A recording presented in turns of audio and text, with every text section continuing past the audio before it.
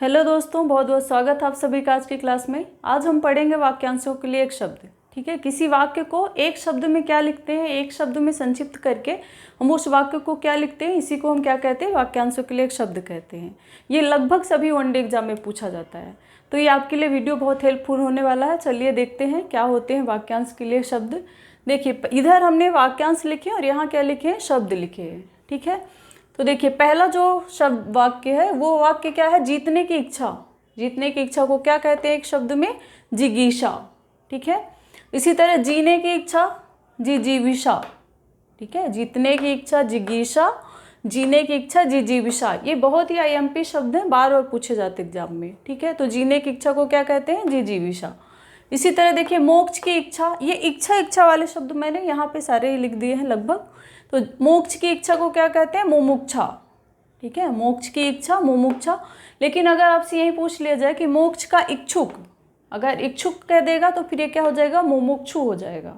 ठीक है, तो ये बात आपको ध्यान रखनी कि अगर इच्छा पूछेगा तो मुमुक्षा, अगर इच्छुक पूछेगा मोक्ष का इच्छुक तो मुमुक्षु हो जाएगा। इसी तरह देखिए मरने की इच्छा, मरने की इच्छा को क्या कहते हैं, मुमूर्षा। ये शब्द शुद्धि में भी पूछा जाता है शब्द, तो कैसे लिखते हैं, इसमें छोटा ओ की मात्रा लगेगी, इसमें बड़ा की। ठीक है, तो शब्द भी याद रखना आप। तो मरने की इच्छा को क्या कहते हैं, मुमूर्षा। लेकिन अगर मरने का इच्छुक पूछ लिया जाए तो आप क्या बताएंगे, मुमूर्षु। ठीक है, युद्ध की इच्छा, युयुत्सा। युद्ध करने की इच्छा क्या होती है, युयुत्सा। इसी तरह देखिए तैरने की इच्छा, तितीर्षा। तैरने की इच्छा को एक शब्द में क्या कहेंगे, तितीर्षा। इसी तरह देखने की इच्छा, दिदृक्षा। ठीक है, देखने की इच्छा को क्या कहते हैं, दिदृक्षा।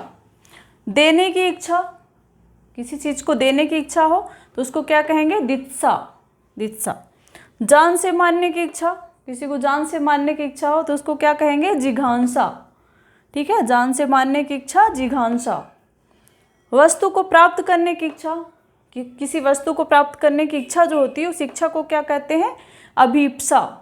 ठीक है, अभीप्सा कहते हैं। खाने की इच्छा, बुभुक्षा बोलते हैं इसको। ठीक है, खाने की इच्छा बुभुक्षा, और यश की इच्छा बुभूषा। ठीक है, दोनों शब्द एक जैसे हैं, कंफ्यूज नहीं होना है। खाने की इच्छा पूछेगा तो आप क्या बताएंगे, बुभुक्षा। लेकिन अगर यश की इच्छा पूछेगा तो आप क्या बताएंगे, बुभूषा। ठीक है, अगला शब्द है गुरु के समीप रहने वाला विद्यार्थी। जो गुरु के समीप रहता विद्यार्थी उसको क्या कहते हैं, अंतवासी। ठीक है, गुरु के समीप रहने वाला विद्यार्थी, अंतवासी। रोग जिसका ठीक होना कठिन हो उसको क्या कहते हैं, असाध्य बीमारी। बोलते हैं ना, असाध्य बीमारी से पीड़ित है, तो रोग जो ऐसी बीमारी, ऐसा रोग जो ठीक होना मुश्किल हो जिसका, उसको क्या कहते हैं, असाध्य। फिर अतिथि की सेवा करने वाला, अतिथि की जो सेवा करने वाला व्यक्ति होता है उसको क्या बोलते हैं, आतिथेय। आतिथेय या आतिथेय दोनों ही बोलते हैं, आतिथेय लिखा हमने यहाँ पे।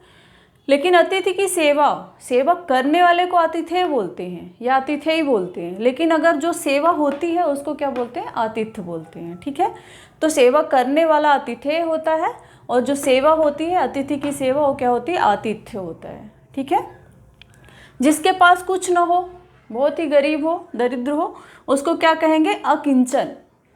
जिसके पास कुछ ना हो उसको अकिंचन। जहाँ पहुँचा न जा सके, अगम्य। जिसे जाना न जा सके, अज्ञेय। ठीक है, अज्ञेय को एक शब्द में क्या कहते हैं, अज्ञेय के लिए एक वाक्य क्या होगा, जिसे जाना न जा सके उसको हम क्या कहते हैं, अज्ञेय कहते हैं। फिर जिसका शत्रु न हो, जिसका कोई शत्रु न हो उसको अजात शत्रु कहते हैं। बिना पलक गिराए, मतलब बिना पलक गिराए एक टक देखना, उसको क्या कहेंगे, अनिमेष या निर्निमेष, दोनों ही बोलते हैं। अनिमेष भी दे सकता है आपको, निर्निमेष भी दे सकता है, जो वहाँ आएगा वो आप लगाएंगे। फिर रंगमंच के पीछे का स्थान, जो रंगमंच के पीछे का स्थान होता है उसको हम क्या बोलते हैं, नेपथ्य बोलते हैं। ठीक है, तो रंगमंच के पीछे का स्थान, नेपथ्य। जानने की इच्छा, जिज्ञासा। ये इच्छा वाले कुछ शब्द और आ गए। जानने की इच्छा, किसी चीज़ को जानने की इच्छा क्या होती है, जिज्ञासा होती है। ठीक है, सृजन करने की इच्छा है ना, कोई चीज़ नया सृजन करने की इच्छा है उसको हम क्या कहेंगे, शिश्रिक्षा। ठीक है, तो सृजन करने की इच्छा क्या कहलाती है, शिश्रिक्षा। लेकिन अगर इच्छुक हो जाएगा, सृजन करने का इच्छुक, तो शिश्रिक्षु हो जाएगा। तो ये आप हर शब्द में याद रखना है आपको। फिर आशा से अधिक, आशातीत। ठीक है, आशा से अधिक जो होगा उसको हम क्या कहेंगे, आशातीत। अगला वाक्य है नवविवाहित स्त्री। ठीक है। अगला वाक्य है नवविवाहित स्त्री। नवविवाहित स्त्री को एक शब्द में क्या कहते हैं? नवोढ़ा। ठीक है, नवविवाहित स्त्री को एक शब्द में नवोढ़ा। फिर अगला शब्द है जिसके पति ने दूसरा विवाह कर लिया हो। कर लिया हो।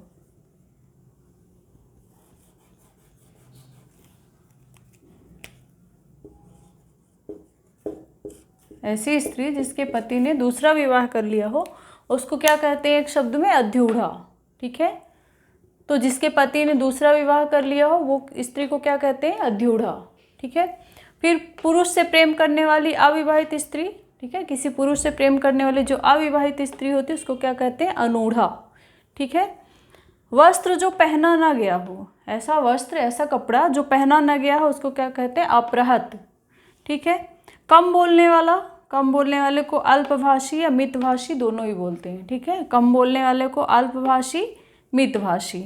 अधिक बोलने वाले को वाचाल। ठीक है, जो बहुत ज़्यादा बोलेगा उसको क्या कहेंगे? वाचाल। छिपे वेश में रहने वाला, मतलब अपनी पहचान छुपाकर किसी छिपे वेश में रहने वाले व्यक्ति को क्या कहते हैं? छद्मवेश। ठीक है, छद्मवेश बोलते हैं।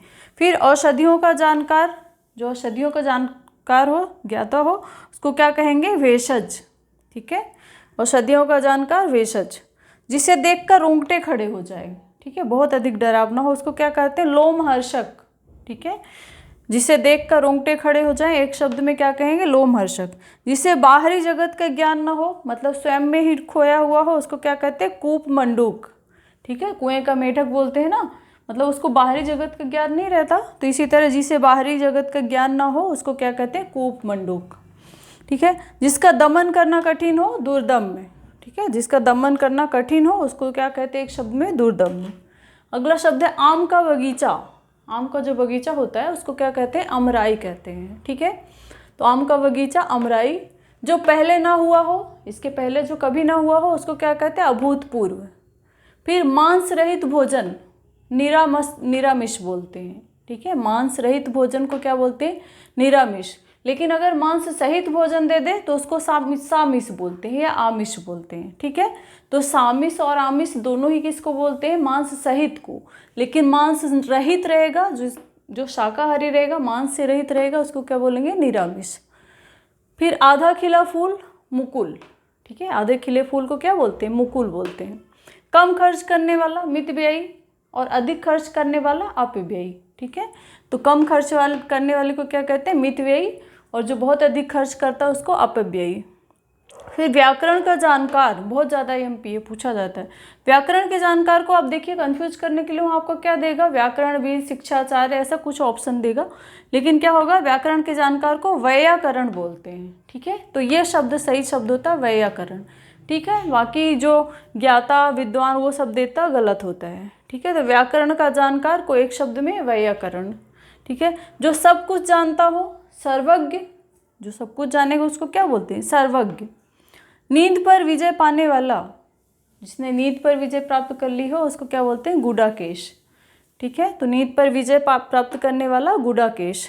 फिर बाएं हाथ से तीर चलाने वाला, है ना, लेफ्ट हैंड से तीर चलाता है जो, धनुष बाण तीर, उसको क्या बोलते हैं? सब्यसाची।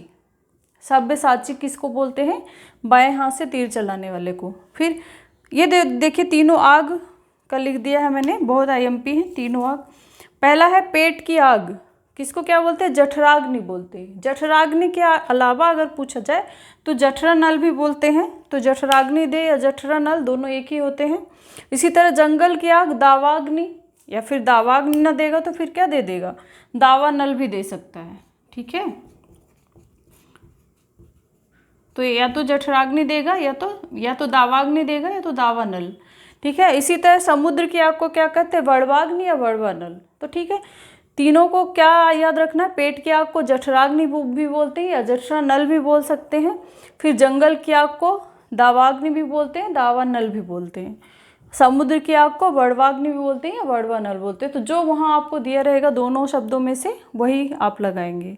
ठीक है, तो ये कुछ शब्द थे। कैसे शब्द थे? वाक्यांशों के लिए एक शब्द, जो कि लगभग सभी एग्जाम में पूछे जाते हैं, सभी एग्जाम के लिए बहुत ही आईएमपी है, तो आप इनको याद कर लीजिए। अगली क्लास में मिलते हैं। Thank you so much.